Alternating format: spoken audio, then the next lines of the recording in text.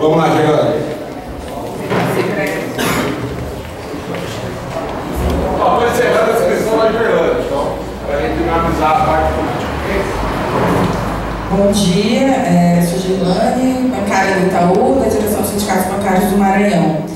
Na verdade, a minha dúvida é bem técnica, uma vez que o texto da reforma ele é muito vago, e o CPC também não esclarece muita coisa, eu queria que a mesa discorresse um pouco sobre a figura do litigante de má-fé, que é uma figura que aparece bastante no texto e não tem caracterização jurídica nenhuma.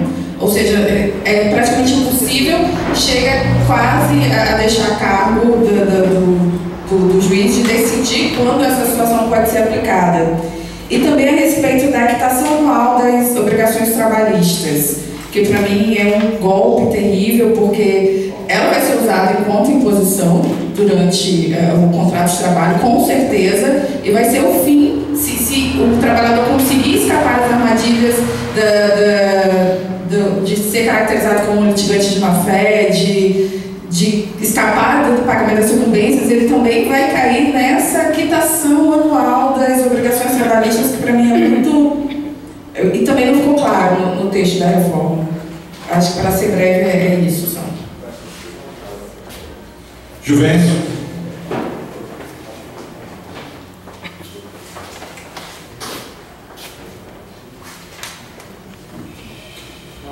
Um tema escrito Juvencio, Gilberto, Laura, Alexandre e Matheus. Essa é a inscrição, galera. Todo mundo lembra seu nome. Nossa, eu não vi você, Marcos. Depois de quem? Eu vi. Desculpa, mais questão técnica. Agora, a reforma trabalhista que foi projetada, construída lá na Fiesp, na Ferro Branca, ou seja, como disse o doutor Luiz Henrique, tem a marca, a assinatura dos patrões e dos grandes conglomerados, né? Não foram dos pequenos, né? Empresários. Nesse sentido, nós vimos também a dificuldade de enfrentá-los, né? Eles se organizaram bem, a mídia, os grandes conglomerados, e passaram rapidamente sem discussão com a sociedade, como vocês falaram. Fiquei muito empolgado com a presença e a fala do doutor, do desembargador Luiz Henrique. Por isso, lá no Rio Grande do Norte, nós temos uma desembargadora que, quando a ação vai para o setor dela, a gente já sabe que nós vamos ganhar 100%. Doutora Maria Perpétua, doutora Maria do Socorro Perpétua Vanderlei, até substituta no TST vez por outra, é excepcional. E aí, acredito que também o doutor seja desse jeito onde atua. A minha pergunta então vai nesse sentido: vocês com minoria, como é que anda a ANAMATRA, você citou aqui, que é a Associação Nacional dos Magistrados do Trabalho? De fato, eles estão mudando a partir dessa aprovação da reforma, porque, queira ou não, também no Rio Grande do Norte tem um juiz que diz que essa reforma, pelo contrário, não enfraquece a justiça do trabalho, porque vai ser mais demandada. É isso mesmo? Advogado também diz isso. Vai ter muitos problemas, questionamentos, vocês aí até mostraram. Eu tenho uma visão diferente. Acredito que enfraquece a justiça do trabalho e também desprotege os trabalhadores, porque as garantias que nós tínhamos foram praticamente todas elas tiradas, seja através de súmulas ou até mesmo da CLT. Então eu acho que vai ser enfraquecida a justiça do trabalho, os direitos dos trabalhadores, consequentemente os sindicatos. E aí ele citou aqui que a estabilidade do dirigente sindical está comprometida em parte, porque antes era só poder ir por justa causa e comprovada, tanto é que abre um processo na justiça, né, para comprovar que de fato foi uma causa justa, tá certo?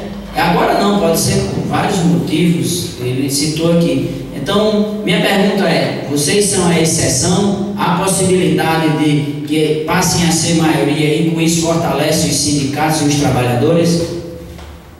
Valeu, Juvencio. Gilberto. Como foram 8 inscritos, vou fazer bloco de 4. O Gilberto, a Laura e Ricardo para eles. Boa noite, companheiros. Quero saudar todo mundo. Bom dia. Boa tarde. Bom dia.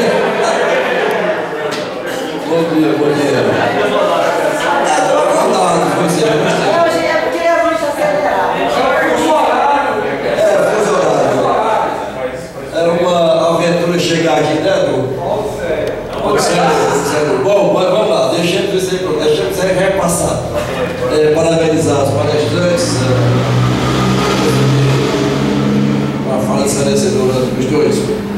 Bom, é bem rapidinho. Eu não me senti contemplado com a resposta que foi dada a Enópolis do Maranhão com relação aos processos em andamento. Certo? Em andamento. A partir da reforma, quando passar a vigorar essa reforma, como é que vai ser tratado isso? Ok? E outra questão da terceirização. Foi dito aqui claramente. Um terceirizado trabalhando como bancário. Qual vai ser a vinculação desse trabalhador? Com o sindicato? Que representa os trabalhadores daquela atividade, ou se é com o sindicato de terceirizados. Só essa é a pergunta. Valeu, Gilberto. Laura, para encerrar esse bloco. Bom dia, meu nome é Laura, eu trabalho no Banco do Brasil e a minha questão é bem interna mesmo. Eu queria que vocês falassem sobre o modelo do escritório digital, porque são funcionários de 8 horas, trabalhando, atendendo cliente às 8 horas por vários meios, né, de comunicação. Eles não têm atendimento direto ao público, é só meios digitais, telefônico e atividade bancária, tudo fazem negócio, né? Então eu quero que, assim, sobre a ótica da antiga lei, da nova lei, assim, como que é isso? Porque eu trabalho tanto bancário, né, de 6 horas, quanto o telemarketing, que é de 6 horas, né, digitador e tudo mais. Como que está sendo isso? Se tem alguma coisa em movimento, alguma teoria, alguma tese sobre isso? Vocês estão pensando sobre isso? Perfeito. Uma pergunta também. Vamos lá, Serginho. Tudo bem. Bom, sobre a questão da litigância de má-fé, se houve algum tipo de alteração. Não houve. Na realidade, litigância de má-fé é um instituto processual quando existe abuso no direito de defesa, vamos dizer assim, das suas teses. A litigância de má-fé, ela continua da mesma forma. O que nós aí percebemos, não sei se, pelo menos isso é uma discussão que está acontecendo, é que houve um retrocesso na informalidade do processo do trabalho. Então aquele processo que era muito mais informal, ele passou a ter um pouco mais de rigidez. E obviamente que em se tratando disso, as hipóteses de litigar de má-fé, ou seja, de abusar do seu direito, quando você está defendendo uma tese, elas podem se ampliar na medida em que ficou mais quadrado, né? Cito o exemplo da questão da prova. A questão da prova já não é mais tão simples, onde o juiz distribuía a prova na sentença, ele distribuía o ônus de acordo com o que tinha sido produzido no processo. Então, pouco ou nada importava a forma, como é que tinha sido, se tinha ouvido primeiro a testemunha de um, primeiro a testemunha do outro. Na verdade, seguia aquele batidão, primeiro as testemunhas do reclamante, depois as testemunhas do reclamado, e na hora de julgar, o juiz dizia: bom, esse pedido era um pedido do autor, outra a prova da reclamada, papapá, e aí chegava a sentença. Hoje isso pode-se questionar o juiz para que ele determine quem é que vai provar o quê. E aí, na produção, o juiz tem me dito o seguinte, os que eu tenho conversado: não muda nada. Não é bem assim. Já teve uma mudança com o novo Código do Processo Civil, né, que foi introduzida essa mudança repete basicamente a questão do Código de Processo Civil e agora assinala lá que tem que se fazer, né? Essa é uma pena de nulidade. Então nós podemos ter eventuais problemas processuais, inclusive uma ampliação dos casos de litigância de má-fé, sim, quando se há o abuso. A questão da quitação anual, isso aqui já se tentou fazer várias vezes em reforminhas, né? Questão das comissões de conciliação prévia, quitação geral, a própria, anteriormente, a súmula 330, que quando você fazia a homologação da rescisão, dava quitação de tudo que não tivesse expressamente ressalvado, a gente fazia aquelas ressalvas imensas no verso do termo de rescisão.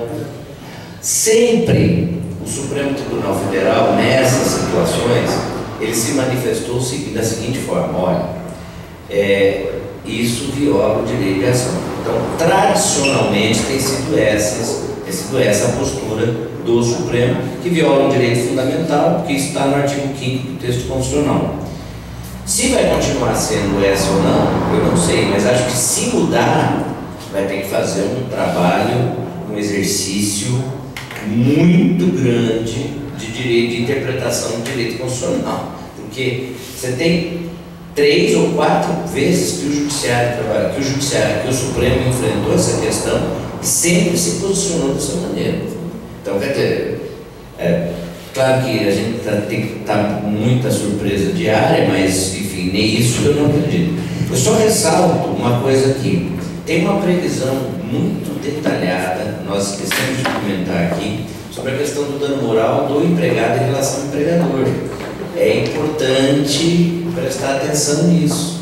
Hoje não só isso é possível, como tem previsão expressa na possibilidade de reparação de danos.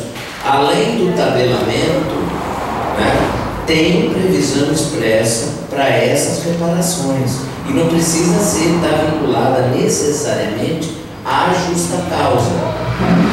Então, essa é uma questão que deve ter um pouquinho de atenção também, né? Veja, a questão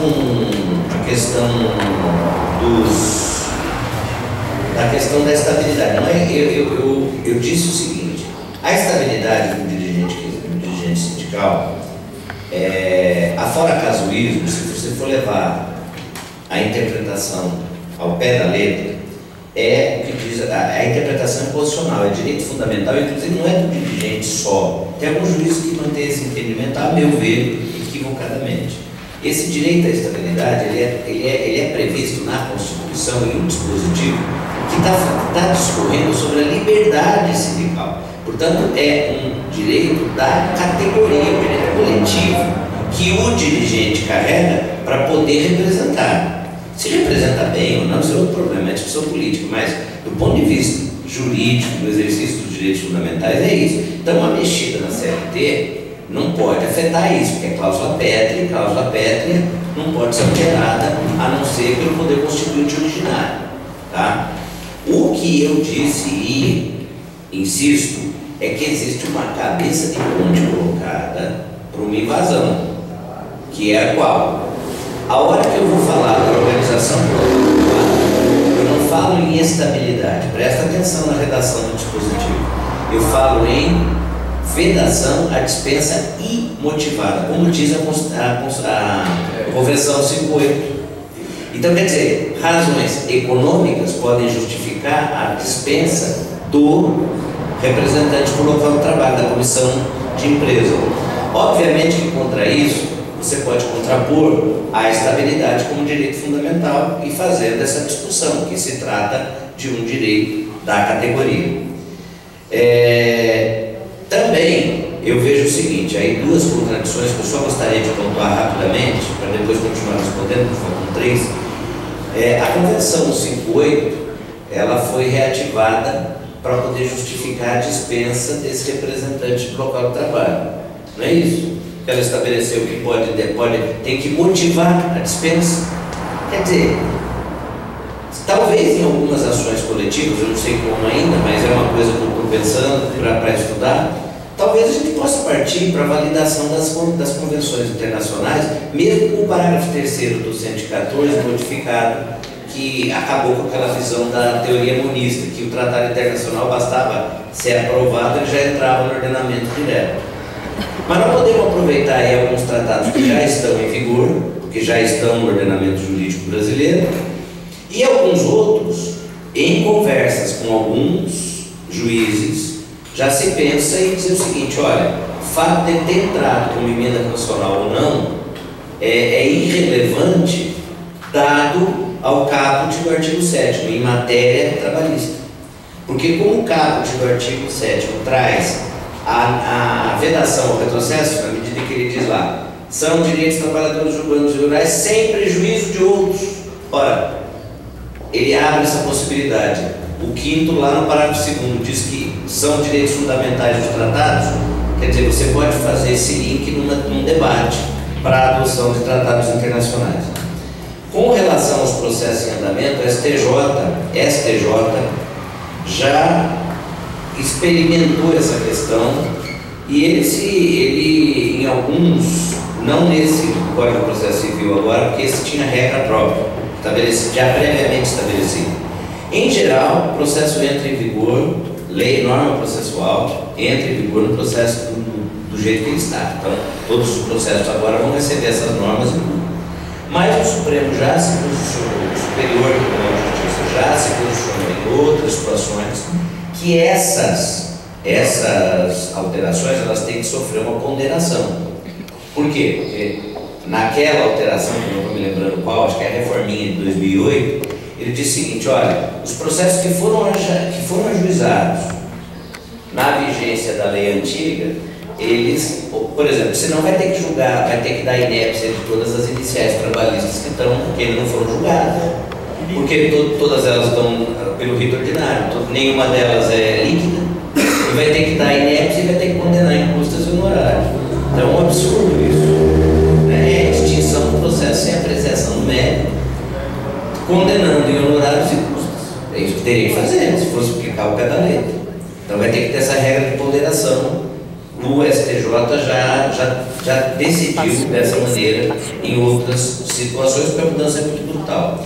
E uma segunda questão é o seguinte: quando eles excepcionaram que não é só relação de emprego, ou seja, não existe só empregador e empregado no contrato de trabalho, puseram lá, o autônomo também pode conviver, eles trouxeram o autônomo para dentro da CLT.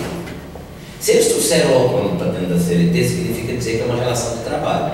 Se é uma relação de trabalho, eu vou lá para o artigo 7º, que é direito fundamental, e eu tenho que dar para o autônomo férias, hora extra, 13º, não é relação de trabalho?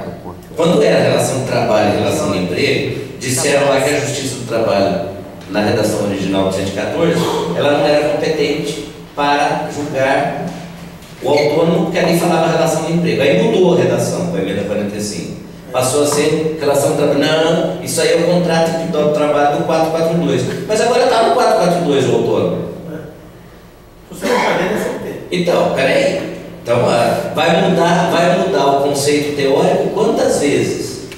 Eu pretendo mover uma ação para o autônomo, só estou esperando surgir algum, pedindo hora extra, pedindo 13º, pedindo férias. Por quê? Pedindo, inclusive, direito fundamental dele. Aplicação do artigo 7º, vou ajuizar pelo artigo 7º da Constituição. Por último, sindicalização terceirizada. Para mim não tem dúvida, porque o 511 é bancário, ponto. Porque o 511 aqui já tem alteração estatutária desde 97 nesse sentido. Terceirizado, ele é trabalhador bancário precarizado. É isso. Tá, uma coisa em relação ao banco público, tem que ter concurso, etc. Beleza, aí tem que se discutir melhor essa exceção. Mas que é precarização, isso sem dúvida. Então, o que acontece? Terceirizado, inclusive se você vai para a CLT e pega lá a definição de categoria profissional, 511, parágrafo 2º, né? Se eu não estiver enganado, eu sempre confundo se é o primeiro ou o segundo, lá tem a definição, o enquadramento do que é categoria profissional. Ora, categoria carreira profissional tem um vínculo social base que se dá pela relação de emprego. Não diz que necessariamente eu preciso, se eu tiver os elementos da relação de emprego, porque também isso pode ser tácito, a própria CLT diz que se eu tenho formalmente um outro empregador, mas tacitamente é o mesmo empregador, mas de maneira real é o mesmo empregador, porque é ele que cumpre toda aquela definição, ele subordina, salaria e dirige a prestação pessoal. Ora, terceirizado pertence à categoria bancária, sinto muito, tem direito a piso, etc. Para mim, nós não podemos fazer essa discussão, é um trabalhador precarizado, né? Eu acho que é complicada, é muito complicada, quando a gente faz essa discussão no campo público. Mas aí tem a questão do concurso, que realmente é uma barreira. Não sei como resolver isso. Politicamente já vi várias posições, mas juridicamente não tem como atravessar. Com relação ao escritório digital do bebê, Laura, isso aqui é a prova que gerente é GEPONE, é gerente de porra nenhuma, né? Esses gerentes aí. Escriturário e, portanto, vitaminado. faz 6 horas, escriturário vitaminado, GEPONE. O negócio é o seguinte: o cara vende, o cara atende telefone, e é gerente. É gerente de quem? Né? Isso aqui é a prova viva, dá para entrar. Eu acho que a gente tem que tentar manejar uma coletiva aqui para caracterizar 7 com 8. Veja, nós tivemos êxito na coletiva do Banco do Brasil em relação aos assistentes, né? E assessor. Assessor em análise. A Caixa chama de outro jeito. Eu misturo tudo. Mas é o seguinte, isso aqui é a prova viva. O cara trabalha numa baia, na superintendência, atende pelo telefone, está lá com o headphone. Pô, esse cara é gerente do quê? Né? Então, para mim é isso. Ele é um escriturário que trabalha com um atendimento remoto. Só isso.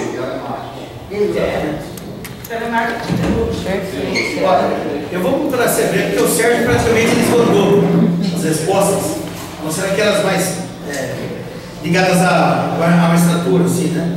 Com relação à litigância de má-fé, ele respondeu, não mudou. A litigância de má-fé, os atos que caracterizam a litigância de má-fé estão catalogados lá no CPC. Não muda. O que mudou no processo de trabalho, como o Sérgio destacou, o processo de trabalho servia de inspiração, inclusive, para mudar o CPC. A informalidade, a rapidez, a oralidade que vigia no processo de trabalho. O processo de trabalho, notadamente, ele era mais rápido do que o processo civil. Só quando algumas questões envolvendo aí algum tipo de profissão, alguma violação, uma lei que tirou um reajuste, aí a questão demorava, né? Os planos econômicos aí demorava para julgar, porque é o Supremo.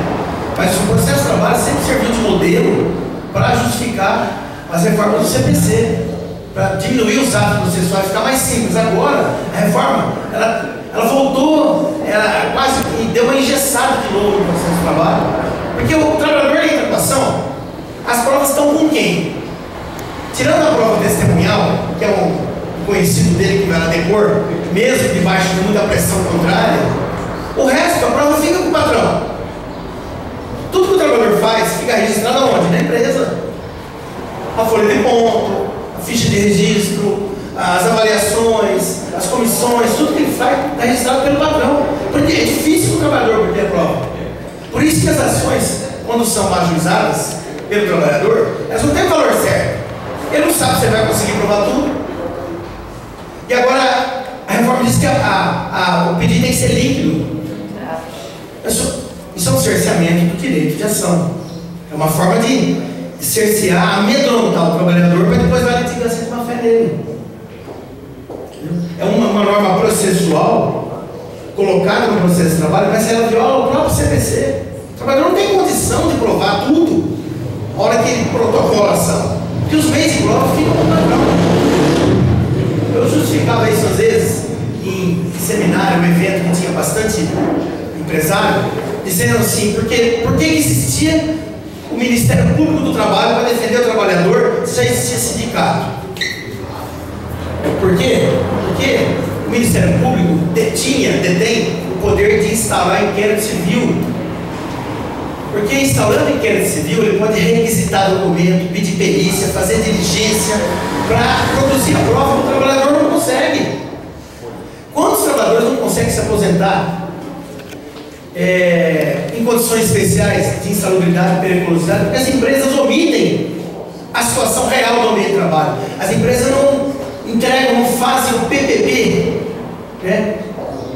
Que é o perfil profissiográfico previdenciário, que é antigo DSS 8030, SB40, que é, na verdade, um diagnóstico da função da pessoa, onde ela trabalhava, e quais eram as condições do ambiente de trabalho, para propiciar o trabalhador se aposentar. Então, é difícil. A litigância de má-fé foi colocada de um jeito, eu disse, né? Os meios de prova não estão para o trabalhador.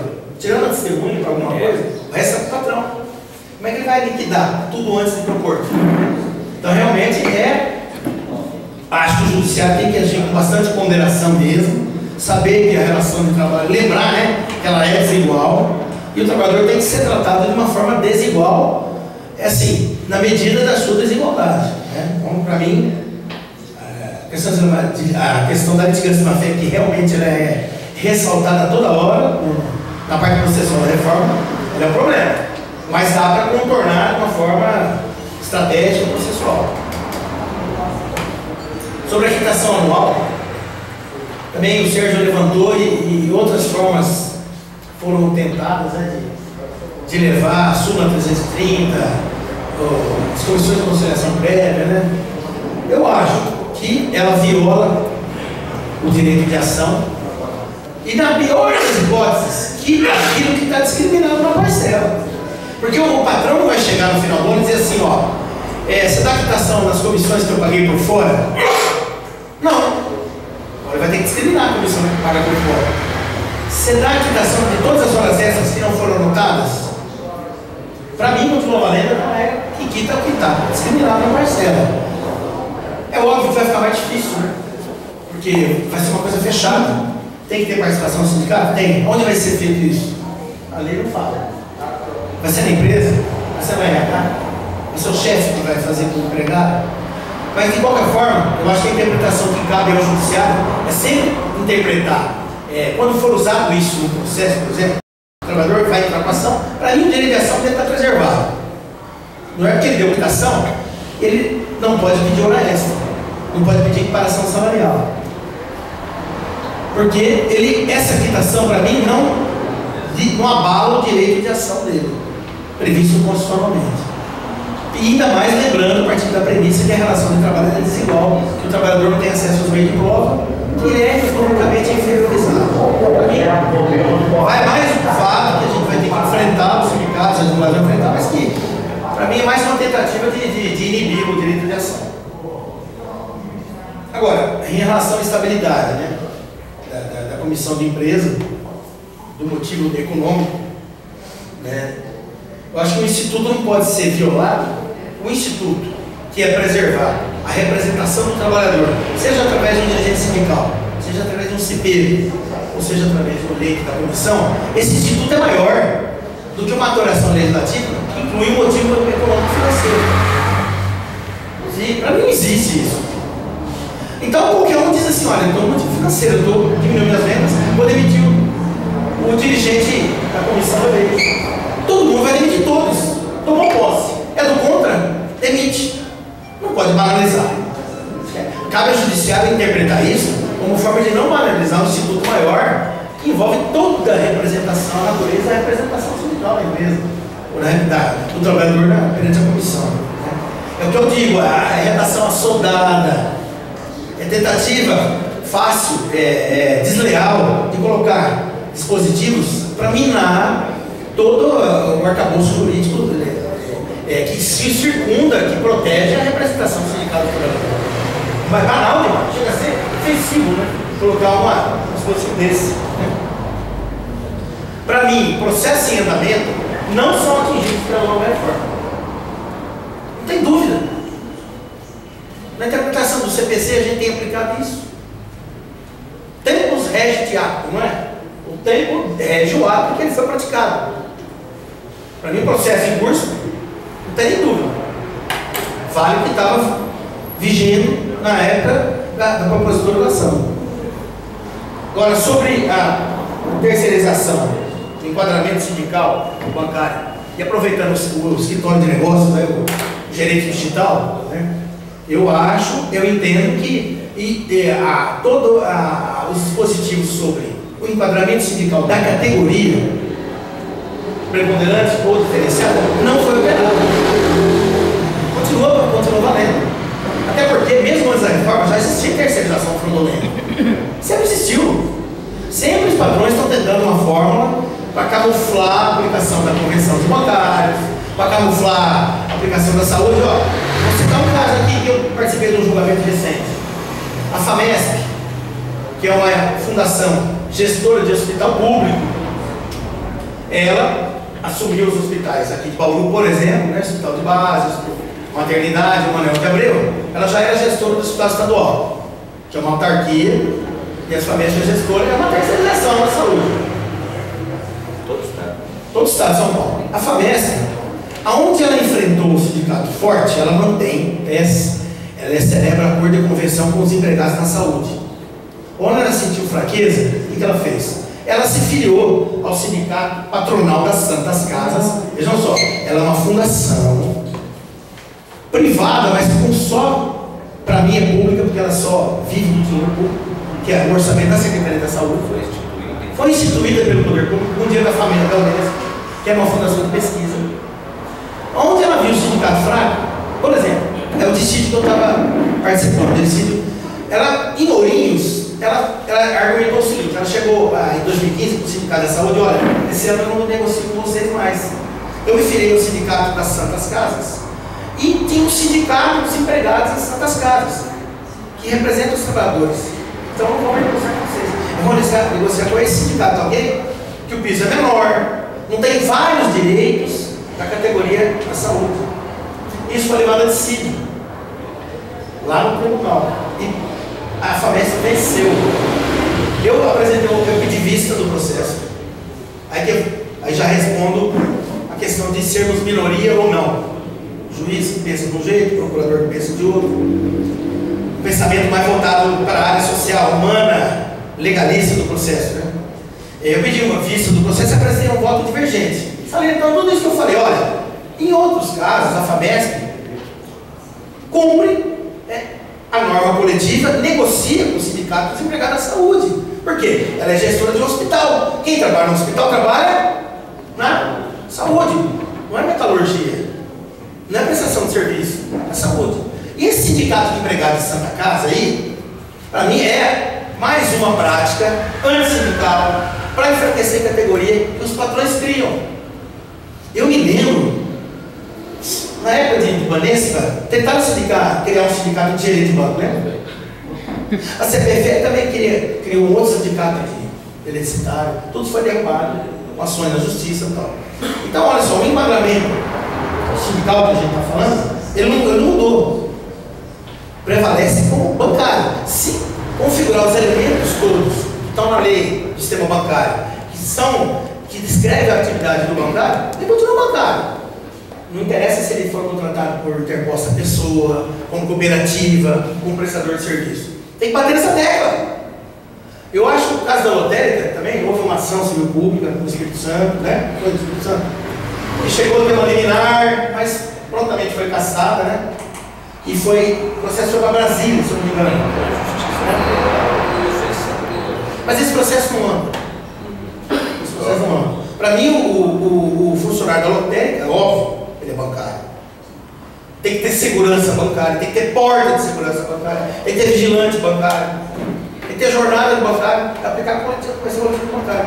Mas infelizmente, agora eu adentro na questão da individualidade, do entendimento do juiz, né, que foi citado aqui. Até conheço de nome, já participei do evento com ela, Perpétua, né?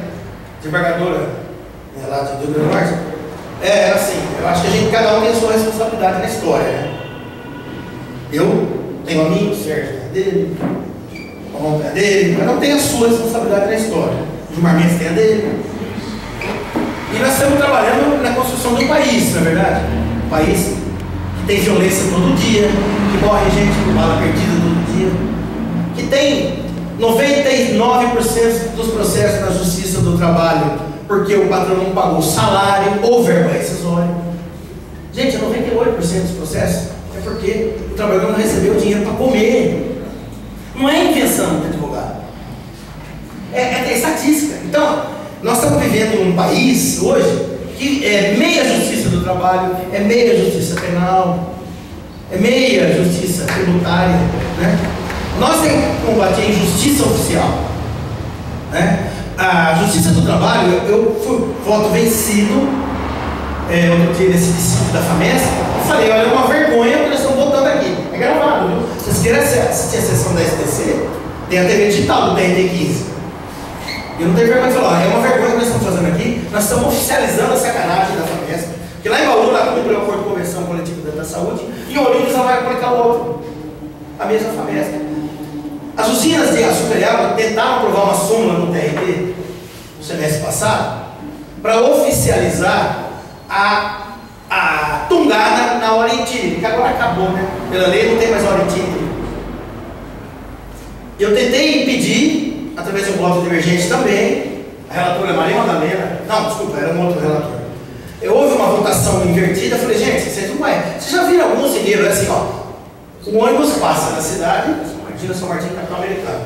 Ela apresentou um incidente de afirmação de jurisprudência para dizer o seguinte, o tribunal votar um súmulo no TRT, que a hora de percurso da casa do trabalho, o rural ele mora na periferia da cidade hoje e vai trabalhar na fazenda, certo? O êxito rural fez isso. Então o ônibus passa, leva o cara para trabalhar e volta. Esse tempo de volta é tempo à disposição do empregador, porque é longe o trabalho e não tem ônibus circular para ir para lá, não tem Uber, não tem táxi, né? Então tem que pagar.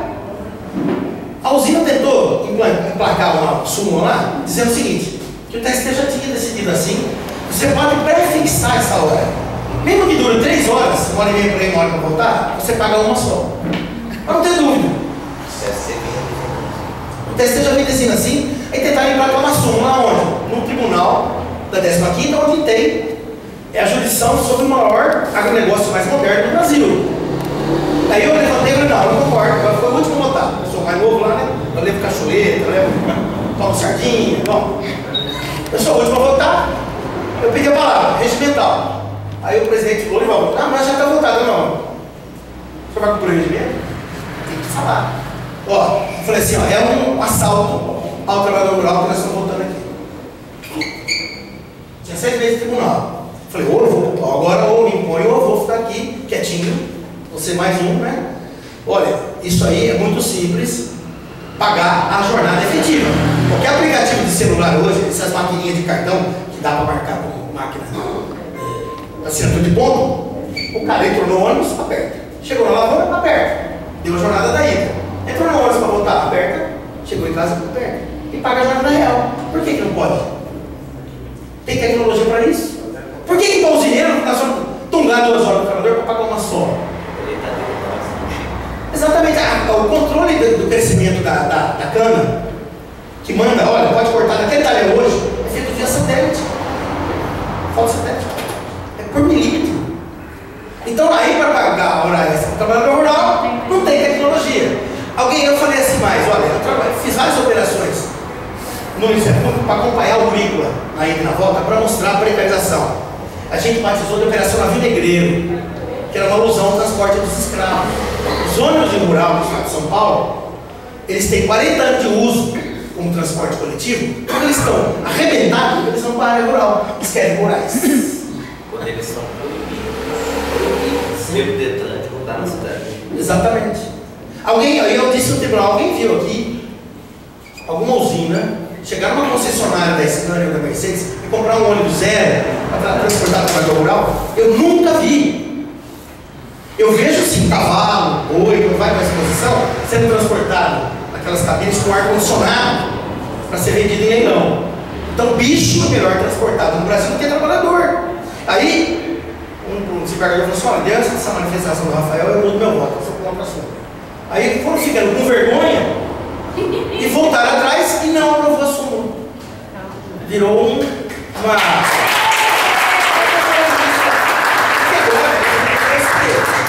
Esse caso, porque assim, quando eu fui para o tribunal, eu achei que poderia fazer muito mais coisa, mas eu vi que é muito mais limitado. Um procurador poderia fazer mais coisa, de ordem coletiva. Mas às vezes, uma coisinha dessa, serve, por exemplo, para acordar. Um desembargador que estava lá, ele estava assim, Luiz Lobo, Felipe Bruno Lobo, uma cabeça, professor, mestre, doutor, ele mora no Rio de Janeiro, vai e volta. Ele falou aquele dia, ele foi o primeiro a voltar atrás. Ele falou assim: fomos tomar uma cerveja depois, né? Porque não tem como, depois de um dia desse você não vai enxergar. Fomos lá, né? Ele falou assim: Rafael, pô, ele é carioca, né? Pô, Rafael, você é meio peão assim, né? Meio dupla sertaneja, assim, né? Por que a gente fala, né? Mas, pô, cara, você deixou uma ferida legal ali. Cara, tem que ser. Só para terminar, uma outra súmula que não aprovou a relatora Maria Madalena, lembrei. Sabe? Tem quatro perguntas. Não, peraí, vou não. Sabe a indústria do têxtil mundial? Sim. Né? Você pega lá aquelas Zara, C&A, Renner, Adidas, Nike, elas produzem na periferia do mundo, certo? E produzem coisa no Brasil. Elas têm uma marca, licenciam uma marca, uma indústria compra o direito de produzir, e essa indústria terceiriza para várias confecções, e as confecções quarteirizam para as facções. É a origem do trabalho escravo urbano dos bolivianos. A BVTEX, a associação deles, apresentou um pedido, uma das empresas lá, afiliada à BVTEX, apresentou um pedido de súmula também para dizer o seguinte, ó: na cadeia produtiva, a marca não tem responsabilidade pela inadimplemento da terceirizada e da quarteirizada. Queriam dar uma anistia. Falei, caraca, não pode ser. Pedi palavra também. Falei, gente, tudo que o Ministério do Trabalho vem combatendo nos últimos 10 anos de trabalho escravo é exatamente isso que se quer provar o contrário. Falei, o tribunal não se presta a isso. É óbvio que ela tem que ficar no polo passivo, pelo menos com responsabilidade subsidiária. Aí eu até citei a lei da terceirização, que assegurou isso, pelo menos subsidiária. Como é que você vai se provar uma súmula negando a própria lei, dizendo que elas não têm responsabilidade? Então, os tribunais, eles sofrem isso. Todo dia tem advogado de patrão circulando no tribunal. De vez em quando vai advogado de sindicato.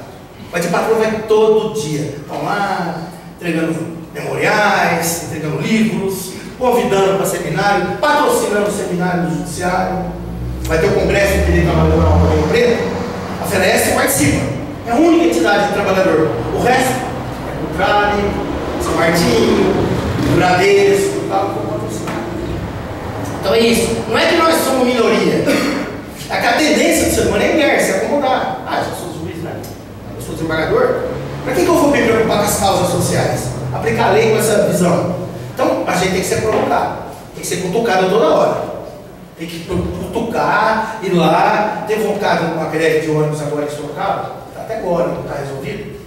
E o juiz relator estava de férias, caiu para mim, eu vejo o Instituto do Relator deu uma liminar obrigando a cumprir 50% da greve, desculpa, 70% da greve, do contingente dos trabalhadores nos horários normais, 100% no horário de pico. Acabou a greve.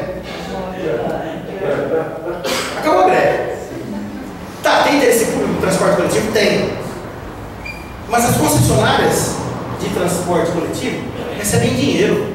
Ninguém passa cartão da cheque. Sobe a hora que elas querem. Né? E o trabalhador não recebendo nada. Aí o cara mata a greve. Ele não pode. Então, o ativismo judiciário não é que ele tem que ser contrário ao interesse público, ao interesse do capital. Ele tem que ser racional. Tem que saber fazer uma leitura da conjuntura que você está, momento político, econômico, e poder aplicar as brechas da lei naqueles vácuos onde ele pode aplicar. Tem mais 3 perguntas para falar? Não, deve ter mais 3 inscrições que vai ser de pergunta. Ah, tá. Então, eu estou falando assim, desses exemplos, que assim, se quiser julgar, enquadrar o terceirizado, ou o da lotérica, ou o correspondente como bancário, o juiz enquadra. Se quiser, tem elementos, tem respaldo jurídico para isso.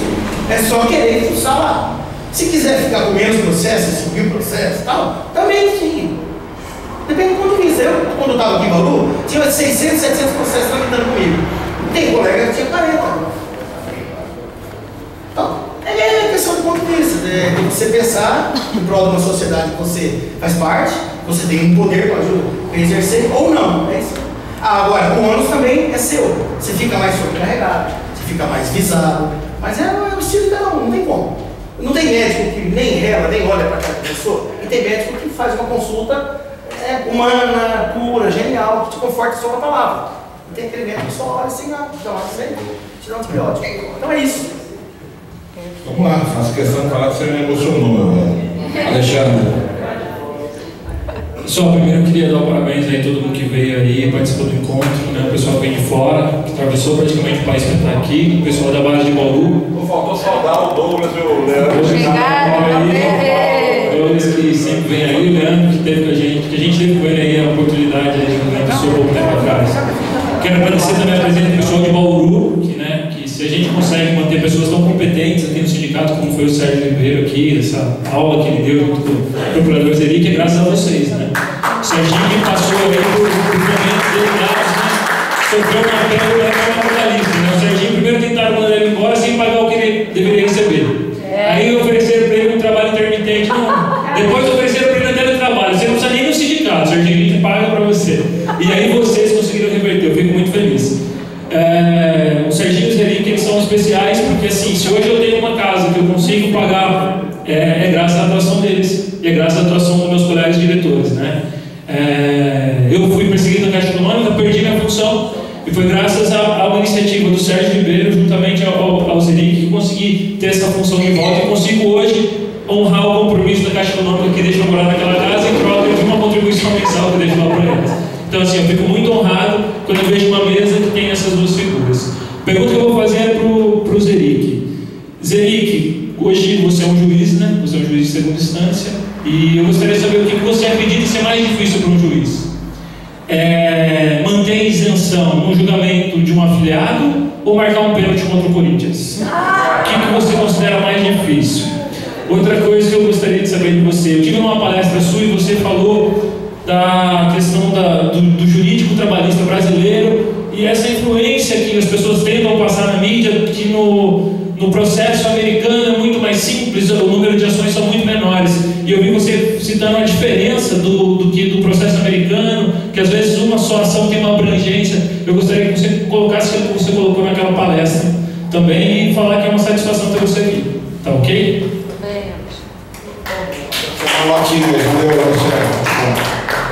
Matheus.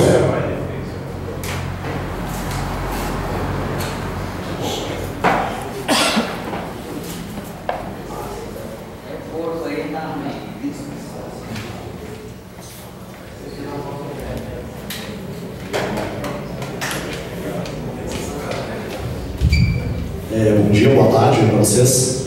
Então, eu acho que essa discussão que a gente normalmente dá uma importância um pouco menor, né, sobre o aspecto do judiciário nas lutas, né, é importante porque fecha a tríade aí dos poderes, que na verdade tem uma inter-relação, né? Então o Estado é formado por um conjunto de instituições que dividem tarefas, na verdade é essa. E infelizmente essa divisão de tarefas é coordenada de forma a prejudicar o trabalhador. Então a gente tem um executivo que em todos os momentos, mas mais ainda numa crise como a atual, ele faz de tudo para gerar demandas para o trabalhador, né? Ou seja, tira salário, tira emprego, corta verba da saúde, da educação, ou seja, ele deteriora a vida das pessoas de maneira que elas tenham demandas que muitas delas se tornariam demandas judiciais, né? O papel do parlamento é alterar leis e distorcer os direitos de forma que torne legais as injustiças e, portanto, retire a base jurídica daquilo que poderia vir a ser uma demanda, né? Então o cara é demitido, a lei muda e não é mais ilegal demitir. O cara não tem mais fundo de garantia, não tem mais salário, não é mais ilegal aquilo. Tem um salário ou uma condição precária, já não é mais ilegal ter aquela condição precária. E o judiciário vem para concluir aí a fatura, né, fazendo com que, se houver algum tipo de brecha, algum tipo de dubiedade ou qualquer outro tipo de interpretação subjetiva da lei, via de regra, a lei sempre seja interpretada a serviço do patrão enquanto do trabalhador. Salvo uma minoria, né, uma exceção, essencialmente em primeira instância, e mais minoria ainda à medida que vai subindo, é assim que funciona a justiça e, infelizmente, principalmente nos tribunais superiores, que são notadamente políticos, né, por indicação, é uma patifaria com o trabalhador, que até quando a lei está flagrantemente sendo descumprida, os caras alegam motivo de perigo a economia, ou a ordem vigente, ou qualquer coisa assim, e rasga a lei também. Então, o que eu queria perguntar para vocês é como é que vocês, digamos assim, entendem essa limitação, em certo sentido, impotência de vocês, né? Porque, na verdade, mesmo nas altas cortes, quando algo pode fugir do controle, os caras mudam, né? Agora, a PGR, que é uma coisa que sempre está na mão do governo, sempre foram os engavetadores gerais da República, quando parece que alguma coisa sai do controle, os caras vão lá, nem sequer o primeiro colocado na lista tríplice foi chamado, colocaram o segundo. O STF, que já é totalmente na mão dos caras, começa a sair alguma coisa do controle, eles já ameaçam colocar limitação de mandato por 10 anos, alguma coisa já para deixar aquela pulga atrás da orelha. Assim vai, o TST é totalmente controlado também.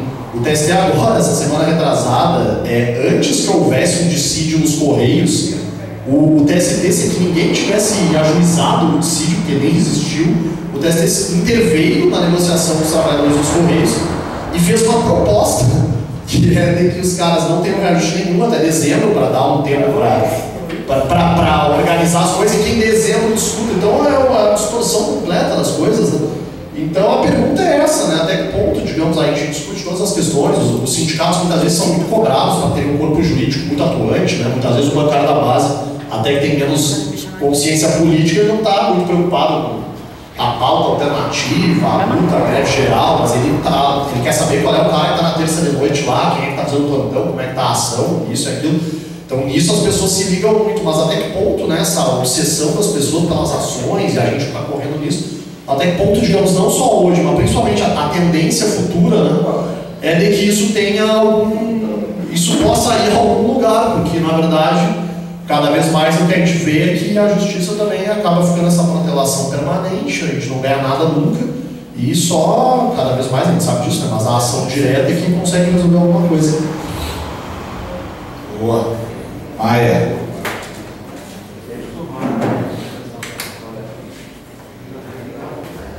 Bom dia a todos e a todas, eu sou Luiz Maia, Sindicato Bancário do Maranhão. Queria aqui parabenizar o organizador do encontro, né? Pela palestrante aqui, porque eu vou falar muito breve. É uma inquietação que eu tenho sempre, a respeito dos meios de comunicação e o poder desses meios de comunicação, que é considerado o quarto poder. Nós sabemos, por exemplo, que o judiciário é conhecido que quanto mais alta a instância, mais política é a decisão do gênero. E nós temos aqui o doutor Luiz Henrique, que chega aqui e nos dá uma esperança, né? Que não é sempre assim. Então, e temos também membros do judiciário que gostam de um holofote. Isso aí no dia a dia, né? Alguns aqui já foram citados, né? Eu gostaria de ouvir aqui dos senhores qual a opinião a respeito da influência dos grandes meios de comunicação, que sabemos que é burguês, extremamente burguês, representa muito bem a Casa Grande, sobre o judiciário, o nosso judiciário e o judiciário brasileiro. Só queria ouvir a opinião dos senhores. A última, Marta.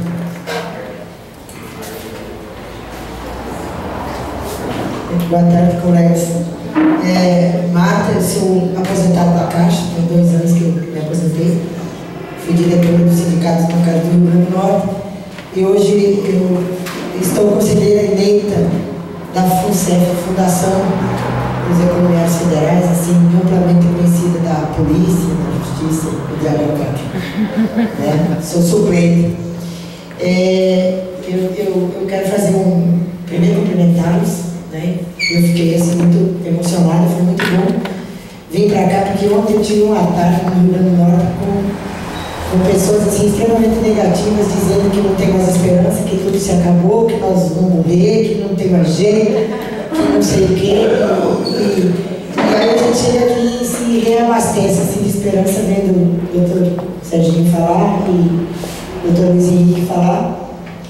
Ainda tem jeito, não, ainda tem jeito. Temos esperança, e eu acho que quando tirarem isso da gente, aí sim a gente está morto. Né? Eu não estou, ainda tenho muita esperança. No Rio Grande do Norte já se falou muito de ação, de processo. Quero fazer uma pergunta específica, assim, na opinião de vocês. O sindicato entrou com uma ação de 7ª e 8ª hora em 2004, né, Jonas? Aquela ação da Caixa, 2004. 2005 foi a da VP, 2004. São quase 300 substituídos. A ação nós perdemos em primeira instância, depois perdemos em segunda, recorremos ao TST e ganhamos no TST, e a ação ficou parada um tempo e agora ela está na fase de liquidação e execução. E o valor, 13 anos, o valor da ação calculado pela perícia dá mais de 40 milhões de reais. Isso aí para a Caixa Econômica não é nada, mas isso aí, esse número, assim, eu penso que isso aí deixa um pouco os julgadores enfim, ajuda a postergar, porque se apega nesses valores. E aí, assim, essa reforma,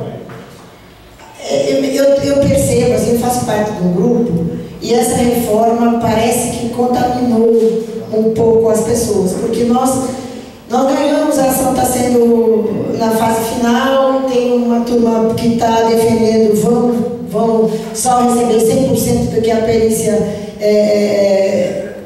calculou, e tem muita gente fazendo um acordo. A Caixa, lógico, oferece um acordo que não dá nem 40% do cálculo da perícia, e muita gente está fazendo acordo porque está dizendo assim: eu vou fazer acordo porque senão eu vou morrer, eu vou morrer, eu vou receber.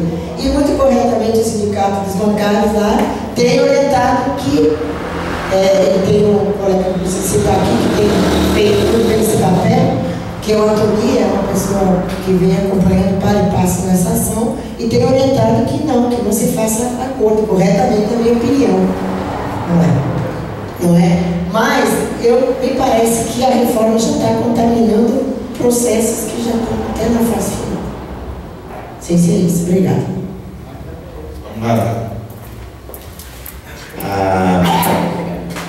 Acho que tem algumas questões aqui que foram colocadas nesse último bloco que tem a ver com uma situação de organização dos trabalhadores para poder se defender coletivamente, né? Em primeiro lugar, aí é uma posição muito pessoal, mas algumas questões acabaram tangenciando o campo da política. Vou só fazer algumas observações nisso. São posições pessoais, eu não tenho mais vínculo com nenhum grupo político, mas continuo acreditando nessas questões. Eu não acho que jurídico vai mudar absolutamente nada, apesar de ser advogado. Na minha opinião, jurídico é uma estrutura necessária, na medida em que as organizações de trabalhadores elas precisam de um intérprete para entender e para poder se fazer entender no interior de um fórum de discussão, que é o fórum do judiciário. E é interessante que elas formem profissionais para que esse profissional saiba falar o que é a linguagem dele. Eu devo muito esse sindicato, porque eu fui formado aqui dentro. Eu tenho, quer dizer, até bem pouco tempo não queriam mais que eu ficasse, mas eu tenho 30 anos aqui dentro, né, de formação. Comecei logo que eu saí da universidade, e é um lugar que, para mim, eu gosto de estar, quer dizer, defendendo essas situações, e em outras organizações sindicais que eu também atuo. Mas eu não acredito que isso vai fazer alguma mudança estrutural, de forma alguma. O que vai fazer mudança estrutural é outra coisa e é outra discussão. Mas eu acho que é necessário ter aquele que, aliás, o próprio sentido da palavra advogado, ela vem disso, dar voz a. Nós compreender, advogar é isso, é dar voz a. Então, eu quero crer que nós fazemos a situação a mesma coisa que o intérprete. E o intérprete que não conhece a tua realidade, ele não vai conhecer a tua gíria, ele não vai conhecer o que você quer, porque ele não te conhece, ele não vai conhecer. Então, na hora de se escolher um profissional, é melhor formar um, né? Eu vejo isso porque isso aconteceu comigo e eu acho que eu presto um bom serviço aqui.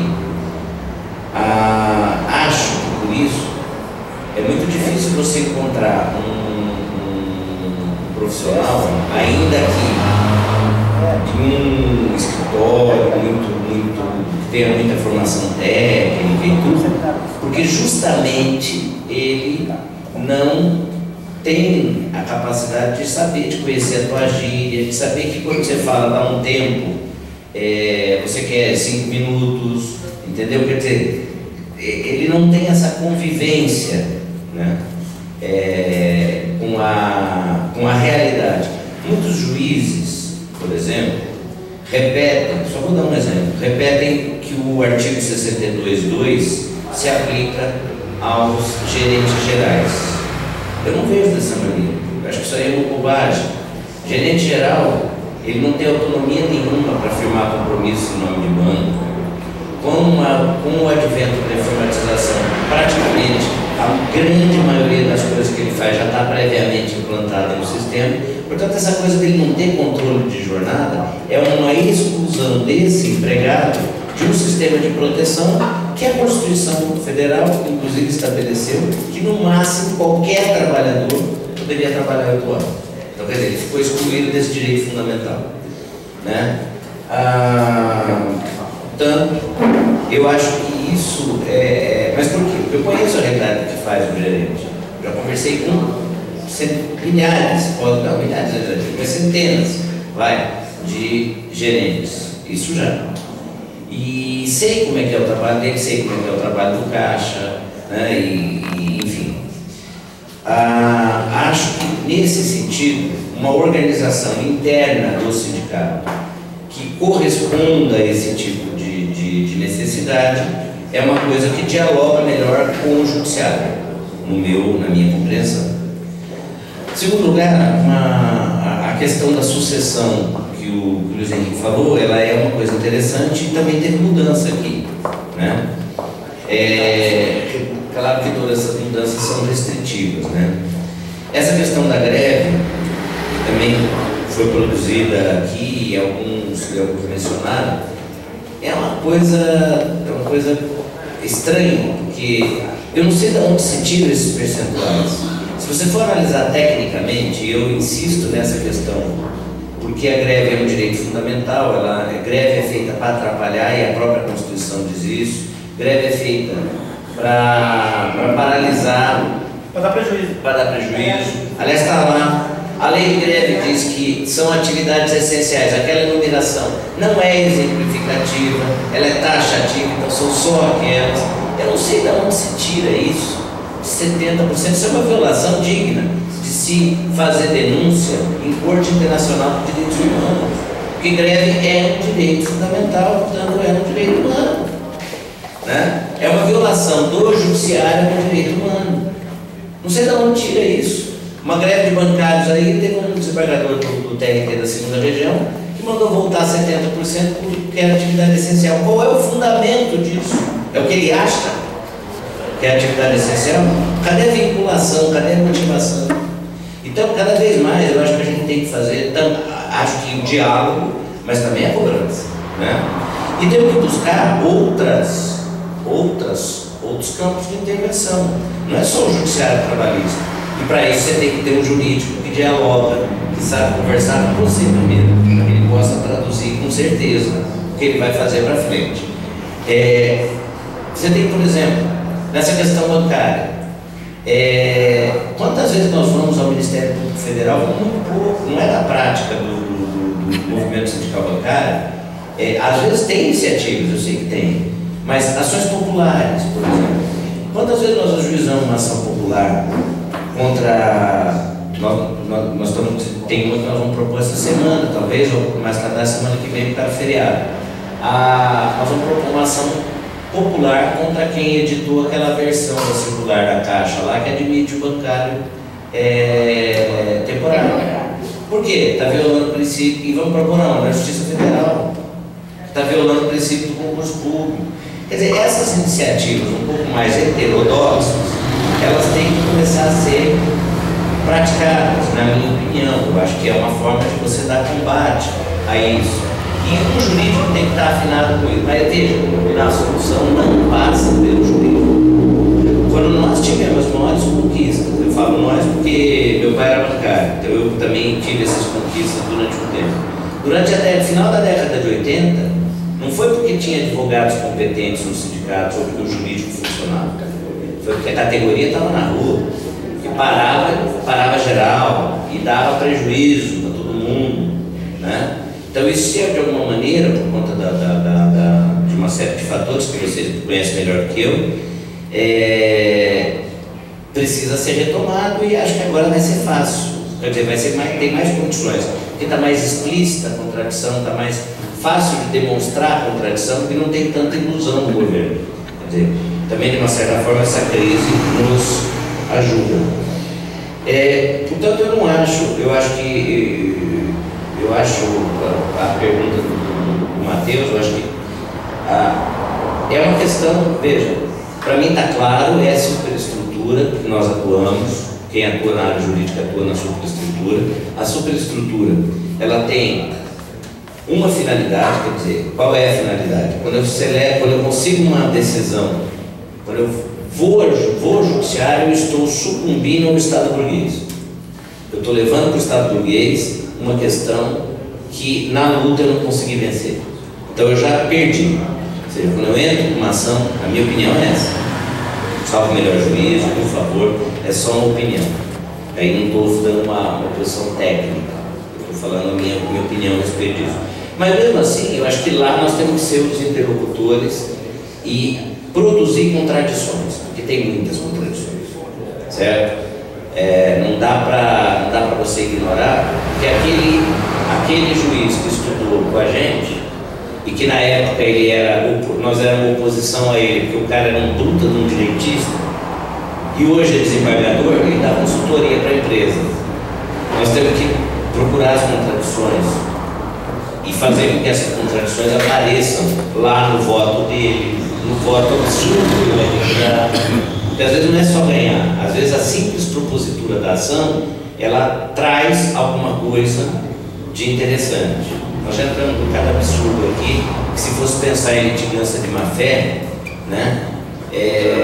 Por quê? Porque nós temos lado, né? Por último, com relação à questão dos meios de comunicação, e também, antes de falar dessas duas últimas questões, atenção especial nas execuções à prescrição intercorrente, né? Porque agora ela está consolidada no processo de trabalho, não sei se todo mundo prestou atenção nisso, mas é uma coisa assim que passa desapercebida, mas ela pode ser cruel, muito. Né? A prescrição intercorrente é aquela que acontece no curso do processo. Então o sujeito ganha ação, vai ter uma vitória de bio, que vai prescrever na execução. Ganha, mas não ganha. É o seguinte, prescrição é perda do direito de ação. Antigamente tinha uma discussão, uma súmula do STF que dizia que a prescrição no processo. Então, por exemplo, parou a execução, porque você não acha bem, por exemplo, pode ser clássica. Ou porque, de alguma maneira, o advogado deixa de praticar os atos ali e tal. Parou por mais de 2 anos, perdeu o direito. Tá? A execução está quitada. Então, cuidado com isso. Meios de comunicação. Meios de comunicação são concessões públicas. Por que nós nunca fizemos uma ação popular quando o meio de comunicação se excede nesse? Não, eu estou perguntando para nós mesmo, porque o Sindicato do Mercado de Bauru, nós entramos com uma ação popular para o transporte coletivo, com um monte de coisa aqui, fazemos inclusive ações civis, e vai nego grampeado nosso para conversar com o perito corrupto e é usado de prova em processo crime que nós alimentamos, porque o perito do INSS é corrupto, mas usado. Essas questões todas a gente faz muito episodicamente, quando tem uma situação, a gente vai correndo sempre atrás do prejuízo. Eu acho que a gente tinha que ter um pouco mais de planejamento para essas iniciativas jurídico-políticas, elas fazerem parte da rotina, né, da organização sindical, inclusive contra meio de comunicação, porque afinal de contas meio de comunicação é concessão, e eu sempre gosto de discutir o seguinte, né? Não tem setor da economia brasileira que tenha se desenvolvido senão com o impulso oficial do Estado, inicial do Estado. Eu costumo fazer aposta com os alunos, assim, dou R$50 para quem disser um, né? E toco a aula. Eles vão falando, não, isso é tal, isso é tal. Eu já decorei assim para não perder 50 Mas é verdade, pega a economia brasileira e vê qual é o impulso que o capital privado fez. Nosso capitalista, nosso empresário, nosso empreendedor, esse herói aí, que todo mundo. Esse herói nunca fez nada. Esse herói sempre bebeu o dinheiro público. Vamos, o dinheiro público é nosso. Por que nós vamos cobrar? Aqui o Marcos falou da JBS, que como começou a história, Marcos conselheiro da FUNCEF, que teve aqui. O diretor. Então quer dizer, essa coisa de empreendedorismo, não sei o quê, isso é para otário, né? Que nem minha mulher que abriu uma loja, né? Tá lá camelando. Sabe, isso é para otário. Quem é realmente profissional. Você não vai falar isso para ela que você vai apoiar. Por isso que eu falo aqui, ela está viajando, ela está fazendo compra, deixa ela, está longe, né? Por isso que eu falo aqui, espero que ninguém comente nem poste isso, senão isso pode ser muito comprometedor. Agora, com relação, quem é empreendedor no Brasil é quem sabe como roubar dinheiro público. É isso. Não tem nenhuma fortuna no Brasil criada de forma honesta. Tá? Isso eu afirmo e discuto. Se alguém quiser discutir, a gente discute. Me dá o exemplo que eu discuto.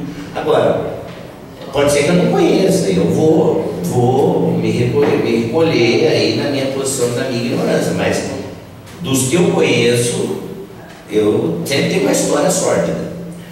Ó, então por que nós não vamos para cima dos meios de comunicação? Né? Inclusive, eu entrei já com. Nós tivemos uma ação popular que nós mantivemos dentro do CAD. Isso foi um sindicato, o Sindicato dos Empregados Rurais de Araraquara. Nós mantivemos dentro do CAD a investigação da Operação Fanta. Uma ação popular, inclusive o ministro da Justiça era o ilustre, tenho muita admiração por ele, né? Mas queria aprovar o acordo logo, o Márcio Tomás Bastos, no final, né? Do governo Lula. Nós mantivemos a ação lá dentro, a investigação lá dentro, está até hoje, né? Por quê? Porque tem essa ação popular incomodando. Então, há formas de você utilizar a experiência, as contradições que podem ser criadas no judiciário. Resolverão? Nunca. Não tem essa ilusão. Mas é uma ferramenta. É uma ferramenta que pode ser utilizada. Pode ajudar o processo de mobilização. Era isso que nós estamos dizendo. Eu acho assim, ó. Vou fazer o contrário, né? Falando da mídia, da última pergunta. A mídia, a grande imprensa, o grande meio de comunicação, ninguém é ingênuo saber que são concessões públicas para o grande capital, né? Conduzem os seus editoriais, o seu ataque de acordo com quem está pagando mais, ou quem vai lhe dar mais condições. Nós sabemos muito bem por que a Globo estava brigando com o Michel Temer. Tem um processo de renovação do empréstimo do BNDES de 4,5 bilhões. A gente sabe disso, né? Que ninguém divulga, mas todo mundo sabe que existe, né? Que está segurando o empréstimo, de vez em quando vai lá, libera uma parcela. Né? Então a relação do Estado brasileiro com a mídia, e o Sérgio fez bem, o Estado brasileiro é empreendedor, o Estado com o nosso dinheiro, o dinheiro dos impostos. Tanto que as grandes obras pararam por conta da Operação Lava Jato, o país parou. Nos grandes momentos de crise ou queda do consumo, diminuiu o imposto do automóvel, como se a Mercedes precisasse, para sobreviver a Volkswagen, de tirar dinheiro da arrecadação para poder vender carro. Então, o capital no Brasil está sempre pendurado no Estado. O agronegócio, o agro é pobre, o agro é forte, todo ano empresta dinheiro do Banco do Brasil, né, do BNDES para comprar máquina, que é dinheiro nosso, para aumentar o lucro deles. Cadê o empreendedorismo da Luiz Dreyfus, Commodities, o maior produtor de commodities do mundo, da Boom de Elementos? Empresta dinheiro do Banco do Brasil para plantar soja, para ganhar os PRIs, para aumentar o lucro. E são os maiores, pelo menos aqui no estado de São Paulo, são os maiores invasores de terra pública que existem. Quando você fala em invasor, Uma vez eu vi um estudo e já trabalhei na prática em vários processos assim. Uma vez um delegado me perguntou, né, o senhor pode passar uma lista dos invasores dessa fazenda? Né? Porque afinal de contas o senhor sabe como é que é, né? Tem muita gente lá, tem muito criminoso, né? Falei, não, posso sim, claro. Eu falo pro senhor já, né? Ele falou assim, não, como o senhor sabe de cabeça? Todo mundo foi ser, é fácil, Cláudio Emílio de Moraes, Olavo Setúbal e Paulo Maluf, que era a Duratex, o Catex e a outra aí, enfim, as madeireiras estavam naquela terra que era pública, estava registrada no SPU. Né? Não preciso dizer que eu não fui muito bem tratado depois, né? Mas assim, é uma realidade, só para complementar isso. Sim, mas é isso mesmo. Sim, o prejuízo, quando ocorre o prejuízo na economia, transfere para a massa trabalhadora, né? Que é diminuir benefícios da Previdência, diminuir direitos trabalhistas e aumentar impostos. É como eu digo, o Estado brasileiro é financiador do capitalismo brasileiro. Na reforma da Previdência, quando eu falei do Judiciário, eu acho que vai haver uma avalanche de processo no Judiciário, logo depois da entrada em vigor da reforma. Que eu acho também que a reforma vai provocar um sentimento de repulsa, de raiva, de cólera no trabalhador. A hora que ele começar a ser terceirizado, ser enquadrado em outra categoria. Você está com 70 anos. Exatamente, aí o trabalhador está, ele acha que tem uma inércia generalizada. Tem dá a impressão que está todo mundo meio amortecido, né? Que a gente sofre um bombardeio da mídia todo dia de tanta notícia ruim. Dá a impressão, óbvio que tem corrupção no município, tem corrupção aqui em Bauru, tem corrupção no nível federal, mas se passa uma sensação assim que está tudo falido, que o Estado está falido, e não está. Existe, só de reserva cambial, que é uma exigência dos banqueiros internacionais, o Brasil tem mais de 400 bilhões de dólares, chegou a 5 bi no último ano do governo FHC. 5 bi para a reserva cambial do HC, para a economia do mundo, não era nada, e ninguém tirou o dinheiro daqui. Ninguém levou o investimento para fora. E agora que tem 400 bi, vão jogar na nossa cabeça, se divulga um déficit público, que na verdade é uma jogada contábil, né? Se divulga um déficit da Previdência também, que é uma maquiagem contábil, porque a Previdência é solapada, roubada todo dia pelo orçamento da União, que vai pagar essa rolagem da dívida. E nós estamos aqui. Quando for voltar para o tribunal para ter a semana de conciliação, eu falei, eu sou contra. Não, nós temos que pregar a conciliação de processo de execução, conciliar para cortar a orelha do trabalhador, cortar um pedaço do camão. Só o trabalhador que perde na semana de conciliação, gente. A conciliação, semana de conciliação com o banco, está devendo 500 mil. Então, beleza. Pode tocar 500 mil, então. O trabalhador aceita. Não, chega lá, oferece 200. Que semana de conciliação é essa? Não, no processo de execução, transitado e julgado, tudo do trabalhador. E devedor altamente solvente. Exatamente. E quando o Sérgio falou da prescrição intercorrente, não nesses processos como da Caixa, que já está consolidada a dívida e tal, mas, por exemplo, vamos pegar só 2 setores aí, que são campeões mundiais, né? Não é o caso do Palmeiras, né? Mas eles são campeões mundiais de inadimplência, que é as empresas de vigilância e de limpeza. Vocês sabem, quem trabalha na Caixa do Brasil sabe que venceu o contrato, perde a licitação, não paga ninguém e desaparece. São empresas virtuais. Os privados também. Os privados também. Essas empresas estão abrindo o nome de terceiro, de laranja, de tudo quanto é coisa, e não pagam ninguém. Vai aplicar a prescrição intercorrente. As empresas terceirizadas, as prestadoras de serviços, tudo quanto é ordem, elas fecham e abrem e desaparecem. Eu lembro, sabe o que de fraude, Sérgio? A Cosan, que é Raizen, que é Shell, ela terceirizava o corte da cana para centenas de empresinhas, né? E uma certa vez, nós fomos numa diligência no meio rural, num ônibus, pegamos, eu e um colega meu, junto com a fiscalização, pegou uma pasta assim, que tinha aquela turma de trabalhadores ali, eles estavam sem registro. Eram 80 trabalhadores, mas dentro do carro, dentro de um golzinho, embaixo do banco assim, onde fica ali escondido, um colega meu, Marcos Vinícius, pegou uma pasta cheia de contrato de trabalho assinado em branco, contrato de experiência, contrato de safra e contrato de prazo indeterminado. Cada trabalhador tinha 3. Cada trabalhador tinha 3 pedidos de demissão. Cada trabalhador tinha 3 avisos prévios assinados. Cada trabalhador tinha, tipo assim, sabe? Recibo de TLDP em branco.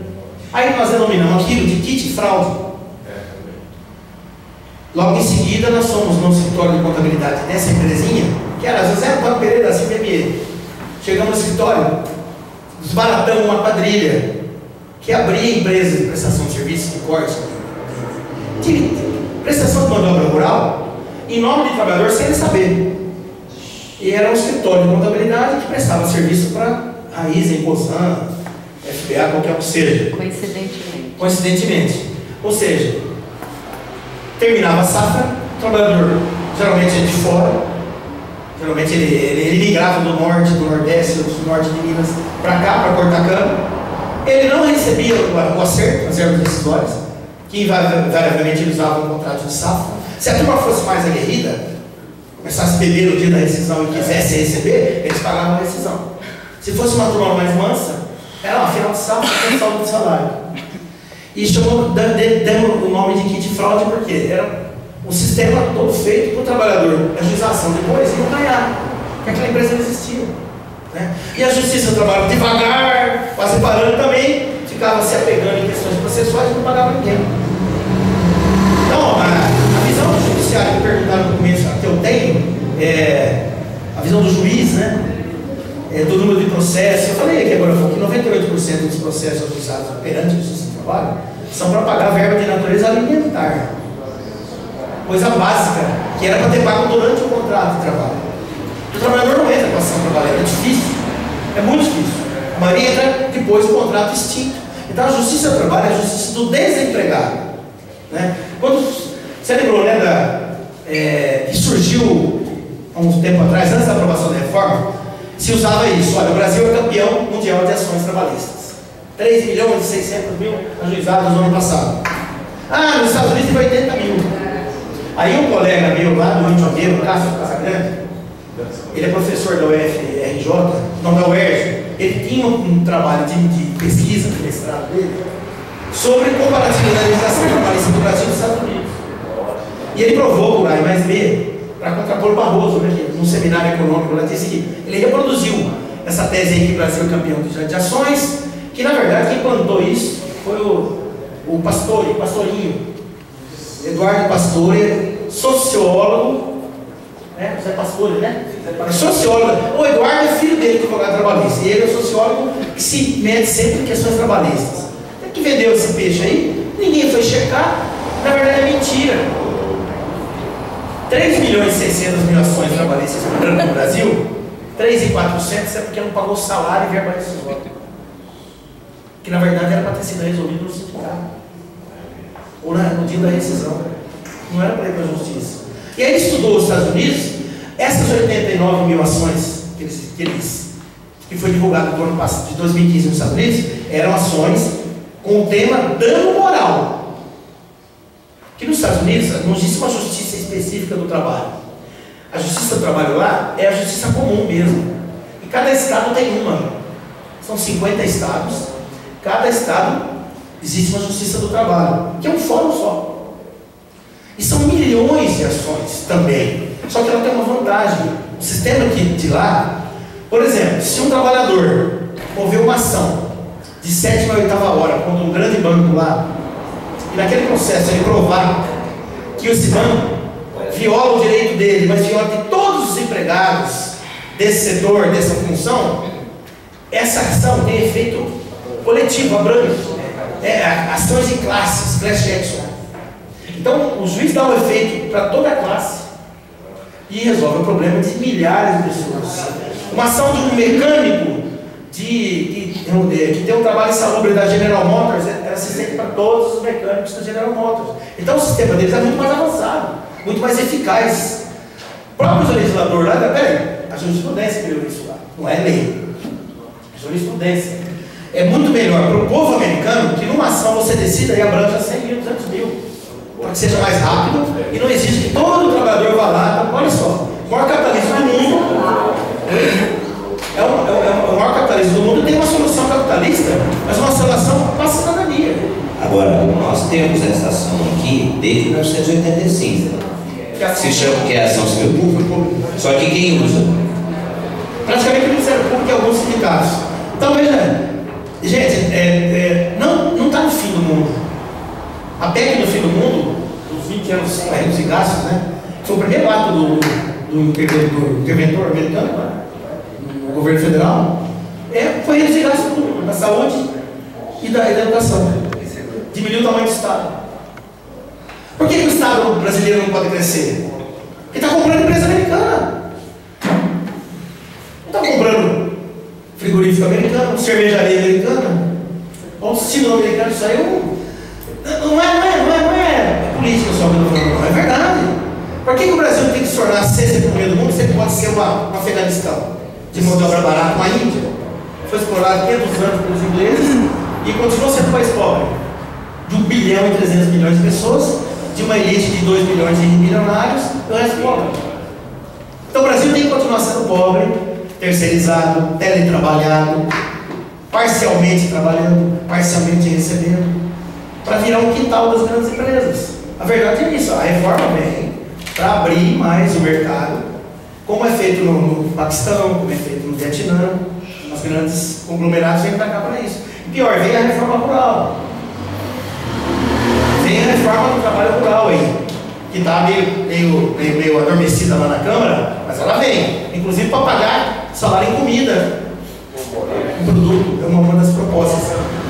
Eu não vi nada.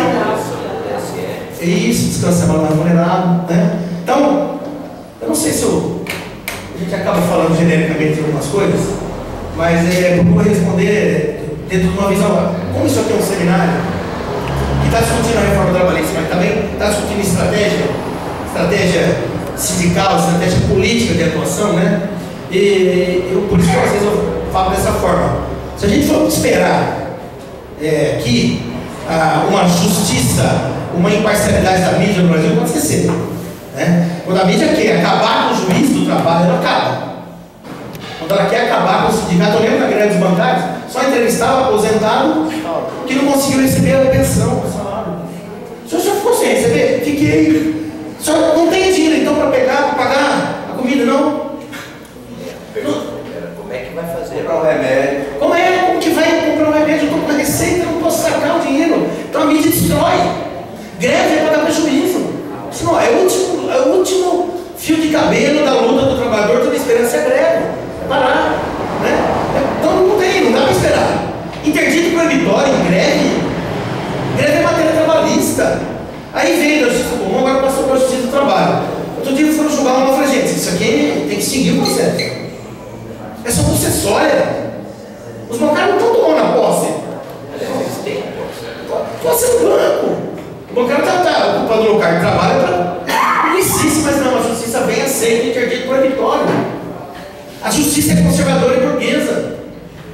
A maioria dos colegas que passam no concurso de juiz de trabalho e procurador de trabalho não tem origem no assalariado. Não tem origem na classe média alta para cima. Hoje é só você visitar os cursinhos preparatórios, você vai ver que os alunos chegam de bebidade, de aula, porque é um cargo público, dá status, dá uma remuneração boa, né? Mas ok, isso é democracia, todo mundo tem direito ao acesso, mas é elitizado. Só para finalizar, ó, normalmente tem uma turma que foi nomeada agora uns 6 meses atrás, e eu fui convidado para fazer uma exposição sobre ação civil pública e tal, porque enfim, carreguei a minha experiência do MP, foi eu agora no Lira lá falar dos juízes. Bom, os juízes uma mais bonita que a outra. Os juízes um mais sarado que o outro. Não tinha um gordo, não tinha uma juíza feia. Não, mas seleção natural do Darwin, não sei. Então, e 90% era o primeiro emprego. Se formaram, já foram fazer o cursinho, tem OAB, acaba dando nome para aquele número de ações mínima que tem a prática profissional, mas a elite está entrando nos concursos. Ou seja, ele comete uma fraude ao concurso e não é processado criminalmente. Exatamente. E aí, fica aquela coisa, eu falando lá de chão de fábrica, de entrar em serraria, que eu fui isso a vida inteira. Só para terminar, um julgamento na minha Câmara, eu era o relator, e o advogado sustentando da tribuna que a trabalhadora se automutilou em serviço de uma fábrica de bolacha. Porque ela não tinha direito à estabilidade, ela que provocou o acidente, ela ficou com 2 dedos amassados, para ela, uma trabalhadora de 54 anos. E fez o diabo. Eu fui o relator, fui ficava fazendo assim, ó. Falei, bom, a tribuna aceita tudo, né? O papel aceita tudo, a internet aceita tudo. Mas, doutor, não sei se o senhor deu sorte ou azar. Sorte, o senhor tem a chance de mudar a postura daqui para frente. E azar de eu ter sido relator e conhecer essa fábrica aí inteirinha, onde o senhor está falando que a mulher se automutilou. Tem uma massas alimentícias Eliane, presidente. Eu já tinha processado 2 vezes por descumprir normas de segurança. E eu entrei, conheci a fábrica. Eu conheci a fábrica desde a entrada da farinha até a saída da bolacha. Eu tinha feito diligência lá dentro, uma engenheira de segurança, Maria Lídia, muito. E eu disse o seguinte: o processo era antigo, né? Se esse cilindro tivesse instalação de mecanismos de proteção, como prevê NR12, nem que ela quisesse se automutilar, ela se mutilaria, porque a máquina travaria. Então nós não precisamos ter mentido no tribunal. Não podia vir. Eu conheço a fábrica, eu conheço esse cilindro que o senhor falou aí. Olha o azar que o senhor deu. Eu era procurador do trabalho na região. E eu tive a sorte nesse dia de saber o que eu estava falando, né? Isso me ajuda muito no tribunal. E vem uma ação lá de indústria petroquímica, eu conheço, já fui lá dentro. O plantão de pronto-socorro, já fomos de madrugada. Uma Vilares, então, mas a maioria dos juízes não tem essa vivência profissional. Quiçá, até advogado não foi.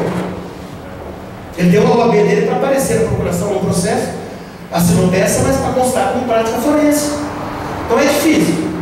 É difícil lutar dentro do judiciário, né? Além do 5º constitucional, que é preenchido a vaga da OAB pelo capital. Não tem, quase não tem representante da OAB na 15ª não tem. São Paulo ainda tem algumas categorias mais fortes lá, né? Mas o judiciário tem que ser sensibilizado. E quando o juiz do trabalho faz beicinho para jogar um processo, senta no processo, então, ele tem que ser provocado, tem que ser atiçado. Doutor, vai fazer aniversário, manda um bolo aí, manda entregar um bolo, vai sofrer problema, não vai, Sérgio? O Sérgio sabe disso. Às vezes sofre retaliação. Tinha uma juíza aqui em Bauru, depois ela virou desembargadora, que era juíza do patrão, né? Ela só julgava as ações civis públicas do Ministério aqui em Bauru durante 15 anos. Ela seguiu o processo com todas. Nós recorremos e viramos todas para voltar a julgar o mérito. Ela julgou os procedentes todas. Eu nunca lembro o processo de ela.